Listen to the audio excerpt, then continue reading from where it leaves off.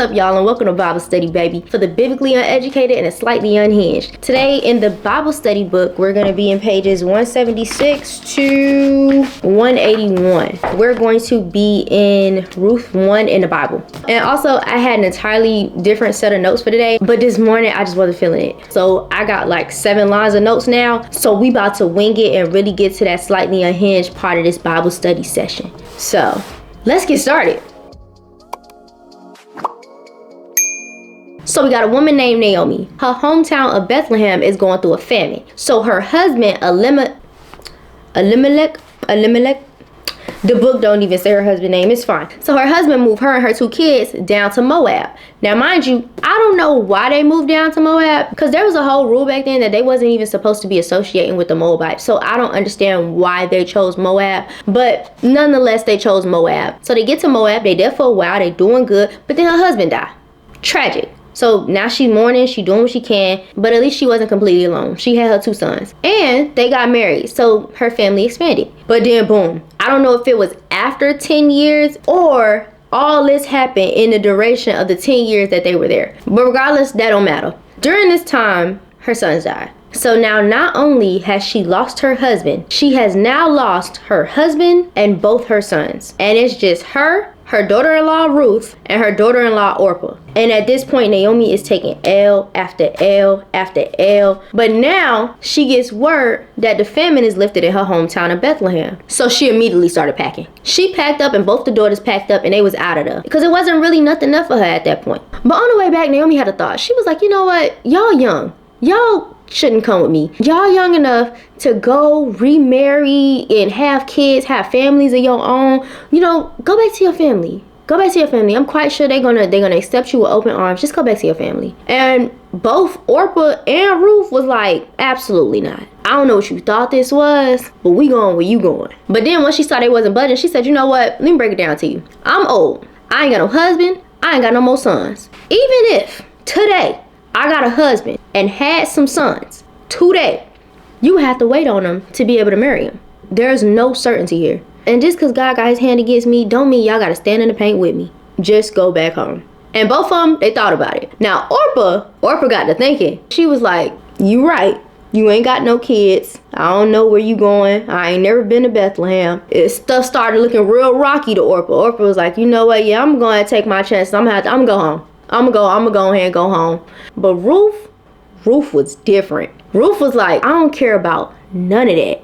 I'm going where you going. Where you go, I go. Your people gonna be my people, and your God gonna be my God. When are we leaving? Because it's till death do us part. And Naomi just knew she had to give it up. So Naomi was just like, all right, Ruth, let's go. And they went. By the time they got there, it was harvest season. But mind you, all her memories are in this town. So I'm guessing when she got there, she immediately started having flashbacks. Before she left, she had a husband, she had kids, and she was going to a new place with more opportunities. By the time she came back, she had no husband, no kids, and no opportunity. She had nothing to show for that entire decade-plus journey but pain and loss. But now, still, this her hometown. So everybody coming up to her like, yo, is that Naomi I see? She was like, don't call me Naomi. Call me Mara.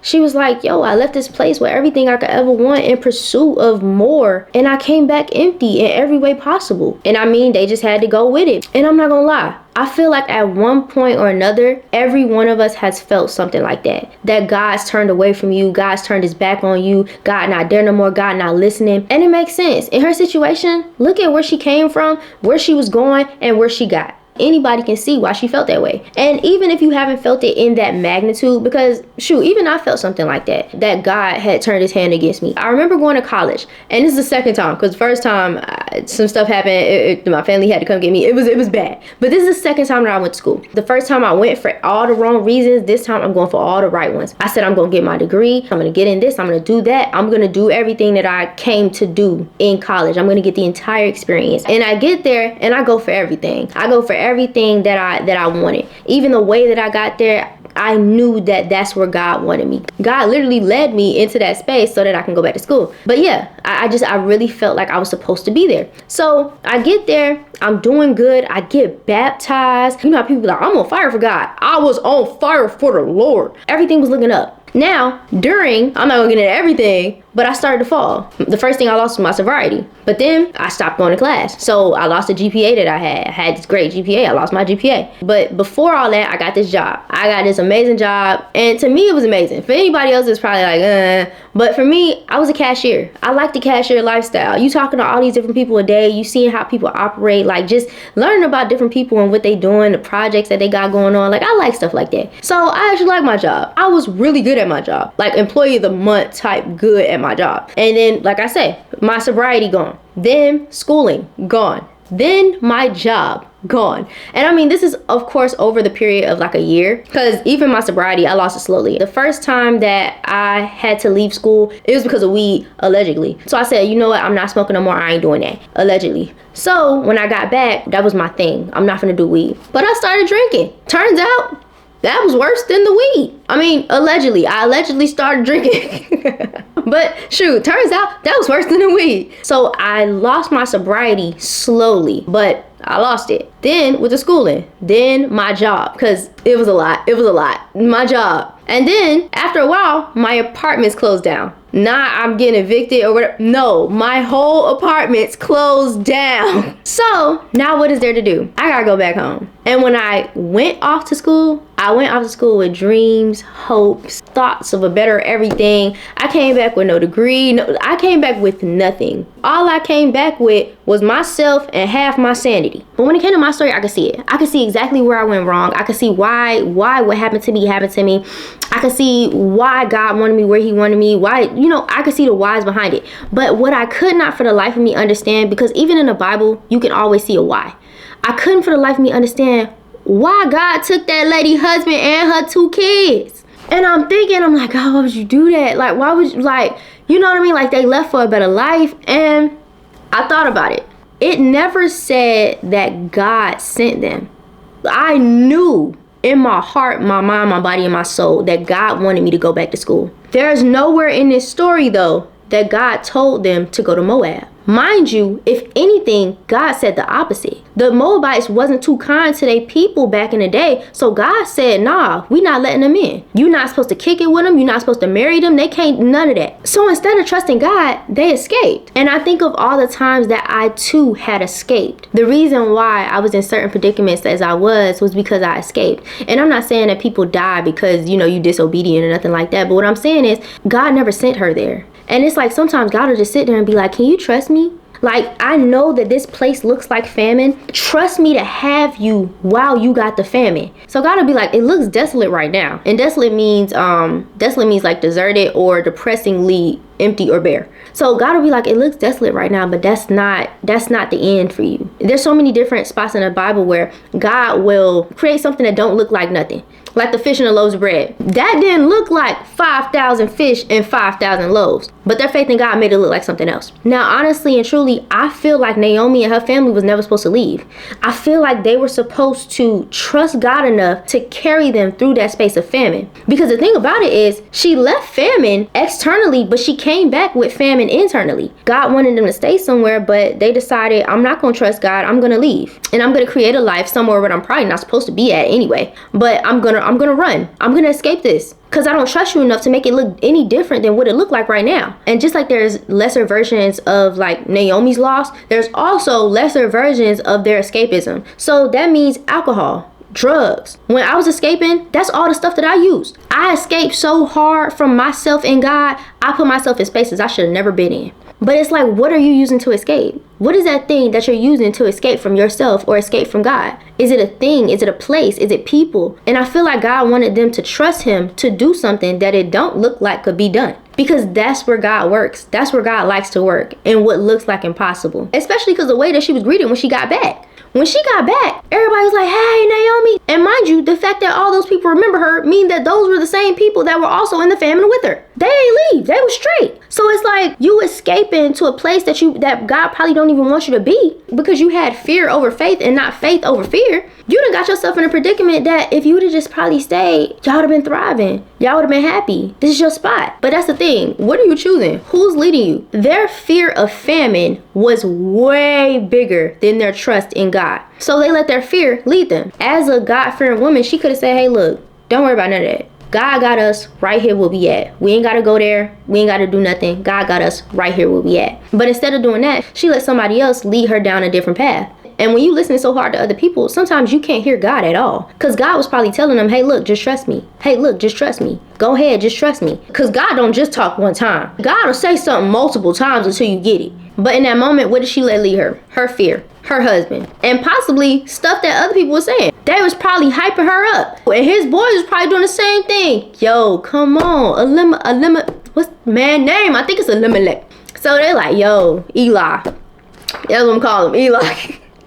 Yo, Eli, you already know you got the money, you got the bread. Leave. Shoot, we might slide down there soon too. We don't even know what's gonna happen down here. But when she came back, what happened? Everybody there, everybody thriving, everybody happy, and that could have possibly been her too. So it's like, yeah, number one, are you trusting God? And what are you escaping? First thing, they wasn't trusting God. And they went somewhere they probably shouldn't have been because they was escaping something that God told them, hey, just wait on me. I'm doing something here. You can't see it right now, but just let me work. And then who's leading you? What's leading you? What is the person, place, or thing that's possibly pushing you away from your purpose, or pushing you away from your promise, or pushing you away from anything that God got for you? When I went up to school, I went up there focused on God. I stopped trusting them and I stopped focusing on them because I was so focused on what was going on over here and what they were saying over here and what they was doing over here that I basically got out of alignment for what God had for me over here. But then we got number 3. Sometimes God will have to make everything and everybody disappear so that he's the only one that you can see and hear. Because honestly, this is the only way I can make sense of this. Because even everything that happened to Naomi afterwards, it just doesn't seem like a good story. People say that, oh, it ended great. I don't think the story ended great at all.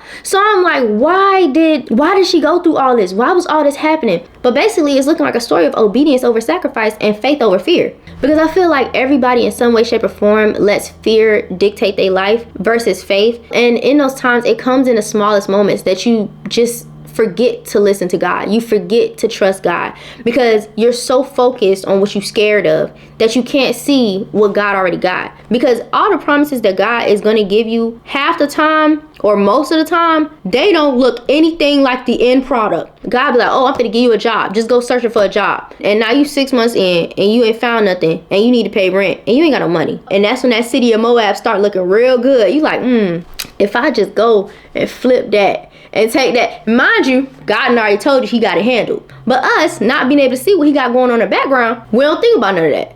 Sorry, I'm getting off topic. I'm getting off topic. Hold up. But basically, when it comes to Naomi's situation, even my situation, God was probably talking the entire way through. Because mind you, in the Bible, it says they were only supposed to stay a while. And I don't think a while is supposed to be 10 years, but I mean to each his own. So now they get there and God is probably like, all right, cool. I lifted the famine. I need y'all to go. And they not hearing. So God's like, hey, can you hear me? Can you hear me? I lifted the famine. It's time y'all can go. Y'all can go back home. And they're not listening. Because it feels like in Naomi's situation, God was like taking and saying, hey, can you hear me now? He took something else. Can you hear me now? And it's like, took something else. Can you hear me now? And it's like, as soon as she could hear him, it's like by the time she ended up hearing him, everything was already gone. And it's like, now what do you do? Especially because in those moments, God will reveal, like, I didn't want you to go anywhere anyway. I was handling it. But God just wanted you to trust him. God just wanted to see, hey, you gonna trust me when it looks desolate? Are you gonna trust me in a famine? And also, when you do go off on your own accord, are you gonna trust me to put you back on the route? Are you gonna trust me? Are you gonna trust me at all? Before I have to take and take and take, are you gonna trust me? Before you have escaped so hard that at this point you don't even recognize yourself. God want to catch you before that, and God has tried to catch you before that. But one thing I've learned from all of my great escapes, it's not worth it. It's not worth it. It's not worth it. Stay in the famine. Stay in the famine. Let the famine mold you, because if you don't learn it in the famine, trust and believe God gonna teach you somewhere else. But then we get to number 4. Now Naomi has finally listened to God. She has stopped escaping and she's going where God had her in the beginning. So now she following the yellow brick road. But on the way, she think about it. She got her daughters-in-law. Now both daughters taught different lessons. Now when it came to Orpah, she said, I don't know what's going on over here. I don't know what's going to happen. I don't know your people. I don't know your God. I'm going to go with what I know. I know my own people. I know what I got over here. So I'm not going to go into this unknown because that looks scary. But I'm a very big advocate that you have to see outside of your hometown in order to learn anything. And I'm not saying do it like Naomi did it, because if you're sitting there and you're stuck in your hometown, you are also stuck in the same cycle over and over again, because everybody around around you think like you. You gotta be around other people that don't think like you, because that's what you learn. And I got ADHD, so I really forgot where I was at. But but really and truly, what I'm trying to say is always choose faith over fear, because Oprah showed what it looks like when you choose fear over faith. But then you get to somebody like Ruth. Ruth taught two things. Oprah taught fear over faith, but Ruth taught faith over fear. And Ruth taught two things. One, what it should look like when we walking with God. Because her thing was, I don't care about none of that. I'm walking. I don't care what it looked like. I don't care what's on the other side for me. I'm walking. I'm going to go in whatever direction you need me in to be exactly where you need me to be. Ruth was not budging. Ruth said, yeah, I'm going through some stuff. Yeah, I'm leaving my family behind. Yeah, I might have to take up your God. I'm going to trust you. I'm going to follow you. I don't know where we going, but let's do it. But then she also taught what it looked like when God walking with us. Because God will be like, yeah, you finna go here. I'm finna go here too. Yeah, you walking here, I'm finna walk there too. And we push God away, and we push God away, and we push God away. And God be like, yeah. Anyway, he'd be like, God, I got a problem over here with pornography. And it's like, yeah. Anyway, I'm walking with you. I'm sitting with you. But you know, I drink too much. And it's like, yeah, I'm walking with you. It's like no matter what you in or what you doing, God gonna walk with you regardless. He gonna walk. No matter how much you push him away, no matter how many times you don't listen, no matter how many times you get yourself into problems, he ain't gotta come get you, because he been right there the whole time. But Ruth showed what it looked like when he doing that, because after a while you do just give in and be like, all right, God. Because let's be real, I ain't go to God the first time he asked, the second time he asked, the 30th time he asked. Like, you know, God had to say things a few times for me to be like, all right, I'm gonna go ahead and try whatever you got for me. And it's like, once I tried it, I was like, oh my gosh, it's so great over here. But we gotta keep trusting that even in uncertainty, we gonna be good. Then we gotta really see that we got the biggest hitter on our side. Loyalty unmatched. He gonna fight every fight for you. You ain't gotta see it, you ain't gotta hear it, you ain't gotta be there. God gonna have you every time. But then we get to number 6. Now, Naomi means pleasant, delightful, beautiful. But she named herself Mara, which means bitter, or to Germans, nightmare. God named her one thing and she named herself something else. I remember just recently, I've never gone by my real name. For a very long time, I've gone by Kizzy. But when I looked up Kizzy, I saw that in the movie Roots, they named the daughter Kizzy so that she would stay there, so that she wouldn't get sold. She would just stay right there. She would stay put in that one plantation. So mind you, my name is Rakaya. And when I looked it up, all the meanings are good meanings. We got strength. We got to rise, to ascend, high ranking. And it could also mean firmament, or the expanse of the heavens, like the sky. So God called me to ascend, to rise, to go higher. But I call myself stagnation. So you see how important names are? You call yourself worthless, ugly, stupid. Those types of words, those just like, be careful what you call yourself. Because if we were all created in the image of God, you being real disrespectful right now. And when you call yourself stuff like that, you attach yourself to stuff like that. And now you like, oh yeah, I could do it. Now your brain saying, no, you can't. So you stay stagnant. You put yourself in those positions. She called herself bitter when God called her beautiful. God called her pleasant. So when she chose that name, she chose who she was going to be in that moment. You are not that person. God didn't call us to live in those low level spots. He called you beautiful. Let me look up all the names God called us. Forgiven, chosen, friend, healed, adopted, alive, free, and strong. If you calling yourself anything other than that, we got a problem. These are the things that God calls us. So when we start calling ourselves ugly, stupid, not enough, worthless, that ain't my God talking. And I'm gonna need you to tighten up. Sorry, went a little too overboard. Well, all I'm saying is, I think we should be nicer to ourselves in the names that we choose for ourselves, in the ways that we describe ourselves. And saying like, oh, I'm not good enough for that, or I didn't learn enough, I didn't go to school for that, or he do that better than me, I can't do that. Stop doing it. Matter of fact, we gonna start something new. We gonna play a game of truth or dare. Really and truly, it's gonna be dare because we already working with the truth. Also, you didn't come to Slightly Unhinged Bible study for no reason. We fearless around here, baby. We only do dares. So I dare you for the next week until I see y'all again, the least amount of time is to do it for a week. Talk to yourself nice. If you trying to do something, your brain be like, ah, girl, you can't do that. Tell it something different. Because I've had that problem too. Your brain can sometimes be your worst enemy. You think things that's not true. You interpret things wrong. Your brain can literally be your worst enemy sometimes. So when your brain is telling you something negative, tell it something positive. Match every bit of negativity in your life with something positive this week. And that's sayings, that's words, and because we're overachievers over here. Find 10 things that you love about yourself and thank God for all 10 of them every morning you wake up. Ignore everything that everybody else is calling you and start calling yourself what God called you.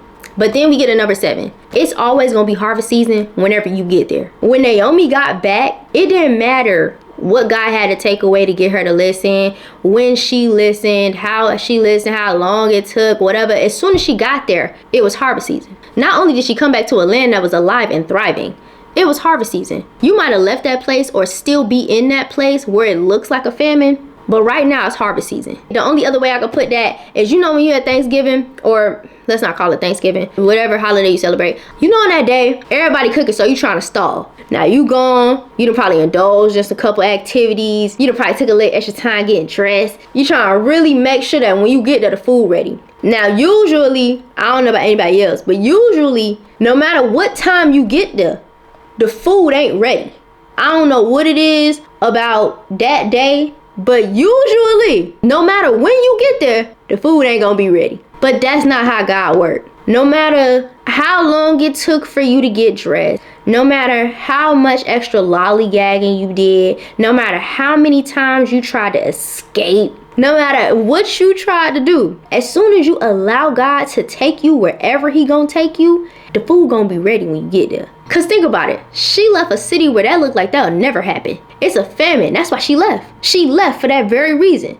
The food wasn't ready. But after all that time, all that escaping, God done told you, hey, I want you to go write this book. I want you to go film that thing. I want you to go teach people about this. I want you to start that business on that. And you like, nah, I don't think so. I don't know. And then you'll even start seeing everybody else eating. But that person, I would just start out. I don't even have the right equipment. I don't have nothing. Like, I don't know what to do. And God's like, do it. And God is still telling you, do it anyway. Do it anyway. Do it anyway. Go anyway. Try it anyway. And you sit there and you hesitant. And you stay hesitant. And you might even stop. You might, like the name that I chose, be stagnant. But then you finally say, God, you got it. And you let God work in you and work around you and basically put you in the position that he needed to put you in to get the wins that he wants you to get. And by the time you give your yes, it's already done. The food ready. But I thank y'all so much for sticking with me through this Bible study session. I really pray that y'all gain something from it that y'all can take into y'all next week. Our next Bible study session is gonna be, there it is. It's gonna be pages 56 through 61 in the Bible study book. And if you still don't have it, we're gonna be in Judges 3, 4, and 5. Well, really Judges 4, but I think 3 and 5 are really beneficial to understanding 4. So we're doing 3, 4, and 5. But I pray y'all have an amazing day and an even more incredible week. And I love y'all, and I will see y'all next Saturday.